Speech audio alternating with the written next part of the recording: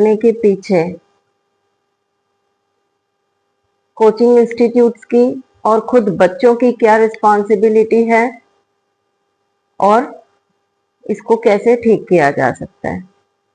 Coaching institute मैंने इसलिए बोला है क्योंकि जिन घटनाओं का जिक्र हमने प्रीवियस सेशन में किया था, है ना, उनमें यही चीज निकल के सामने आई थी कि वो सारे के सारे बच्चे कहीं बाहर से किसी और सिटी में कोचिंग करने के लिए आए हुए थे, किसी पर्टिकुलर एग्जाम को क्रैक करने के लिए। ठीक है, तो और ये यूजुअली देखा भी जाता है कि चाहे यूपीएससी क्लियर करना हो, नीट क्रैक करना हो, या कोई ऐसा थोड़ा टफ लेवल का एग्जाम क्रैक करना हो, तो बच्चा अक्सर गांव से शहर जाता ही है पढ़ने के लिए, है ना। तो वो कोई भी कोचिंग इंस्टीट्यूट हो सकता है। तो हम ऑल ओवर बात कर रहे हैं कि आखिर पढ़ाई का इतना ज्यादा प्रेशर हो क्यों गया है, क्यों इतना ज्यादा हवा बना दिया है। तो सबसे मेन चीज जो निकल के सामने आई है, जो हम खुद ऑब्जर्व करते हैं, वो ये है कि एजुकेशन को एक टाइम पर जो इतना नोबल प्रोफेशन माना जाता था, उसको आज काफी लोगों ने बिजनेस बना के रख दिया है। बहुत खराब चीज है ये, बहुत इमोरल टाइप की चीज है कि आप मतलब विद्या माँ हम कहते हैं सरस्वती देवी को, है ना, उस पढ़ाई का हमने इतना तमाशा बना दिया है, और उसी तमाशे में खुद को सुप्रीम प्रूव करने के लिए, खुद को फर्स्ट बताने के लिए कोचिंग इंस्टीट्यूट बच्चों के ऊपर काफी ज्यादा प्रेशर डालते हैं। ठीक है, ये एक इन जनरल बात हो रही है, ऐसा नहीं है कि कोचिंग इंस्टीट्यूट बोल दिया इसका मतलब सारे के सारे हो गए। कुछ आज भी हैं जो नोबल वर्क कर रहे हैं, है ना, जेन्युइन तरीके से काम कर रहे हैं, लेकिन जो नहीं कर रहे हैं उनको सोचने की जरूरत है कि आप किसी बच्चे की जिंदगी से खिलवाड़ कैसे कर सकते हैं। कुछ लोग तो ऐसे भी हैं कि अपने आप को बहुत अच्छा प्रूव करने के लिए किसी बच्चे का जो उनके यहाँ पढ़ा भी नहीं है, फिर भी उसका अपने पैम्पलेट में प्रिंट करवा देंगे, उसका नाम उसकी रैंक वगैरह कि हाँ टॉप 10 हमारे यहाँ से सेलेक्ट हुए हैं, फर्स्ट सेकंड थर्ड हमारे यहाँ से सेलेक्ट हुए हैं।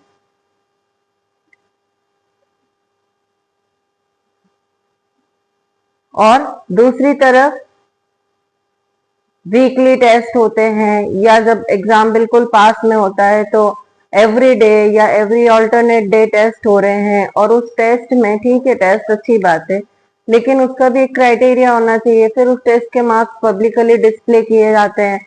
अब वो जो उन मार्क्स में कहीं स्टैंड नहीं कर पाया तो उसको पब्लिकली क्रिटिसाइज भी किया जाता है सारे बच्चों के सामने। उसका ऐसा भी सुनने में आया है कि उसका मजाक भी उड़ाया जाता है, उसकी इंसल्ट की जाती है। तो जो कच्ची उम्र के बच्चे हैं, जो टीनेजर्स हैं, 13 14 15 16 साल के बच्चे हैं, वो इन सारी चीजों को नहीं बर्दाश्त कर पाते कि उनका कोई मजाक उड़ाए या उनको कोई बार बार पिंच करे। तो इंस्टीट्यूट्स को भी अपनी जिम्मेदारी समझनी होगी। आपका काम है बच्चों को एजुकेट करने का, है ना, और पढ़ाने का मतलब सिर्फ किताबी ज्ञान देने से नहीं होता है। आप खुद मोरल वर्क करो, आप खुद एथिक्स को फॉलो करते हुए काम करो, और बच्चों को भी कुछ मोरल एजुकेशन दो पढ़ाई के साथ साथ। उनको हमेशा प्लान बी के लिए रेडी रहने को सिखाओ, समझाओ, उन्हें बताओ कि प्लान बी उनके लिए क्या क्या हो सकता है।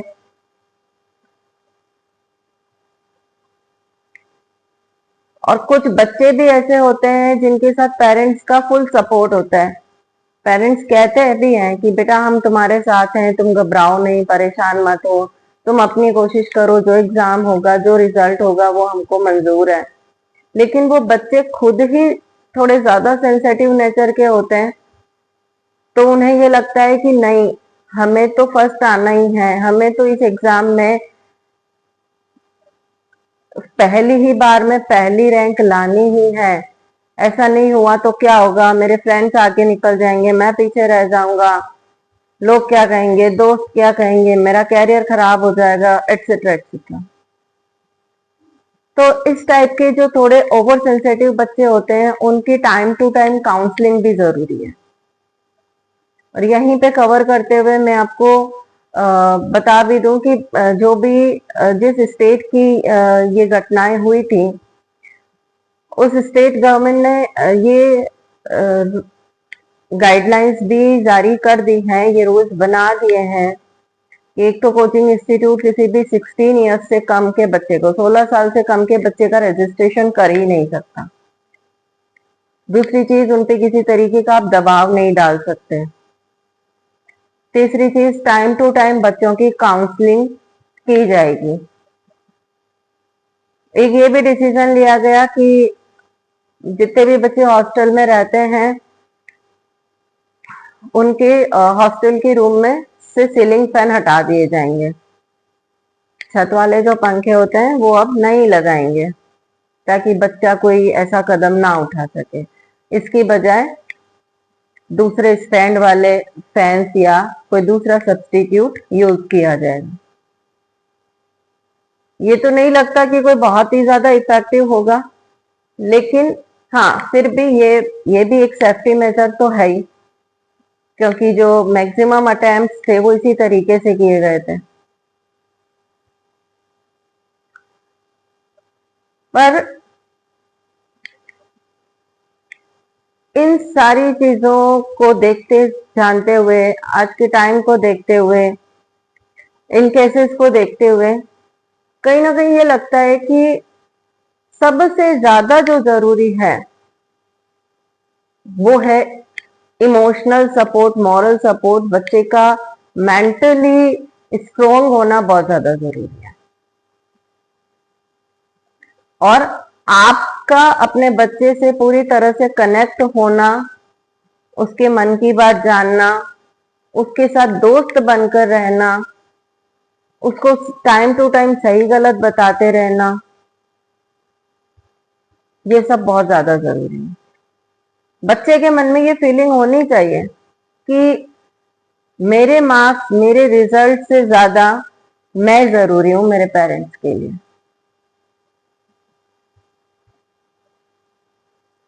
और इसलिए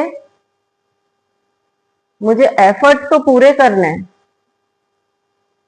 लेकिन जो रिजल्ट होगा वो ऊपर वाले के हाथ में है।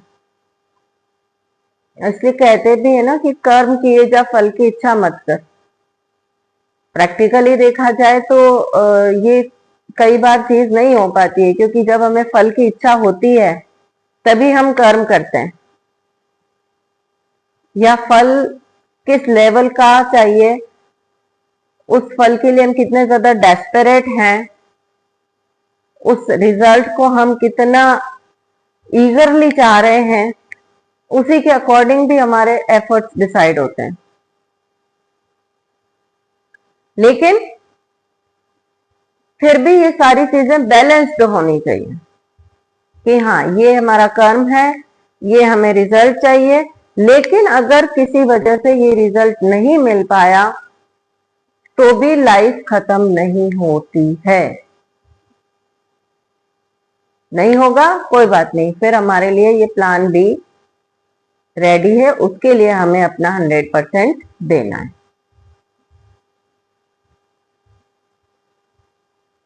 और छोटी क्लासेस में भी मैंने देखा है कि बहुत सारे पेरेंट्स ऐसे हैं जो,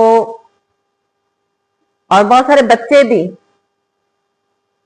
जिनको 0.1, 0.2, 0.5 मार्क्स भी अपने कॉम्पिटिटर से कम आ गए, या क्लास में फर्स्ट की बजाय सेकंड रैंक आ गई, तो भी उनको बहुत तकलीफ होती है।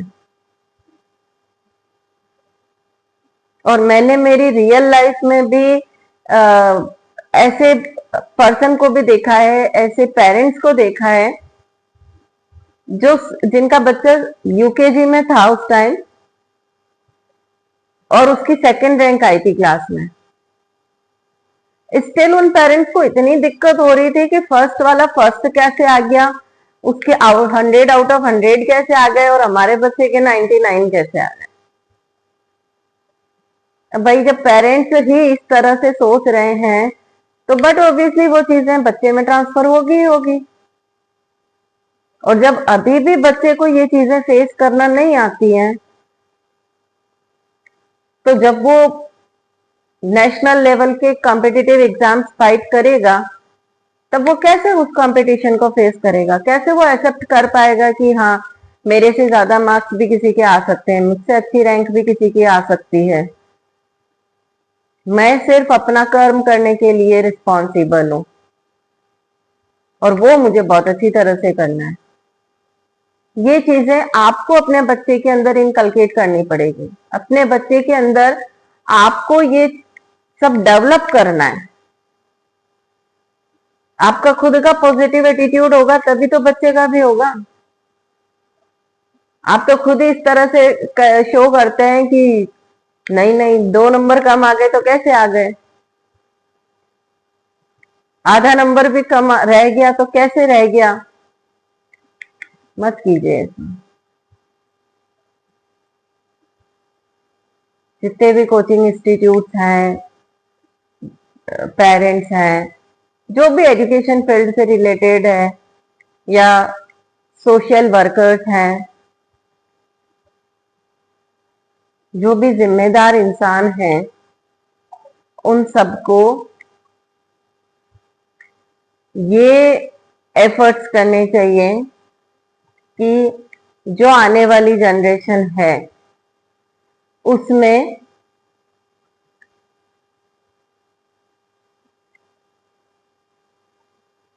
वैल्यूज डेवलप करें, उनके स्किल्स को पहचानें, उनमें किसी न किसी तरीके के छुपे हुए हिडन टैलेंट को पहचानने की जरूरत है। हर बच्चा गॉड गिफ्टेड है। हर बच्चे के अंदर ईश्वर ने कुछ न कुछ ऐसी चीज डाली है जिसकी वजह से वो अपनी जिंदगी को बहुत अच्छे तरीके से जी सकता है। बस जरूरत है उस छुपे हुए टैलेंट को पहचानने की, क्योंकि आने वाला जो टाइम है हम सब देख रहे हैं। अभी भी पिछले कुछ सालों से बोर्ड में भी बच्चों के 100 आउट ऑफ 100 मार्क्स आ रहे हैं।